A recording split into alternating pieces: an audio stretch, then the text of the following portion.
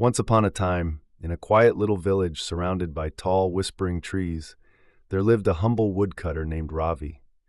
He worked hard every day, chopping wood to sell in the market, and he was known by all for his kindness and honesty.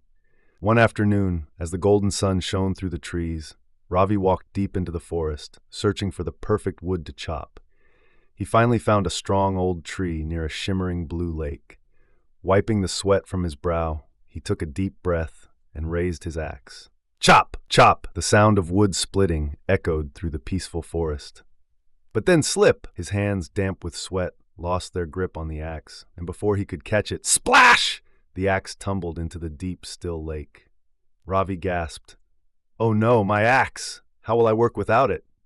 He peered into the water, but the lake was so deep and dark that he couldn't see a thing. Frustrated and worried, he sat down on a rock by the shore, his head in his hands. What will I do now? I can't afford a new axe. Just then, the water started to shimmer and ripple, as if touched by magic. Whoosh! A soft wind blew through the trees, and suddenly, a beautiful fairy rose from the water. Her dress sparkled like morning dew, and her wings glowed like the moonlight. "Ravi, kind woodcutter, I saw what happened," she said in a voice as gentle as the wind. "I shall help you, but first, tell me, was this golden axe yours?" She held up a dazzling golden axe, shining like the sun itself. Ravi's eyes widened, but he shook his head. "No, that's not mine. My axe is simple and made of iron." The fairy smiled and waved her hand over the water again. Whoosh! Another axe appeared, this one made of pure silver, smooth and gleaming. "Then is this silver axe yours?" Ravi looked at the beautiful tool, but he shook his head again. "No, that one isn't mine either." The fairy's smile grew. She lifted her hands one last time, and plop! A plain old iron axe appeared in her hands.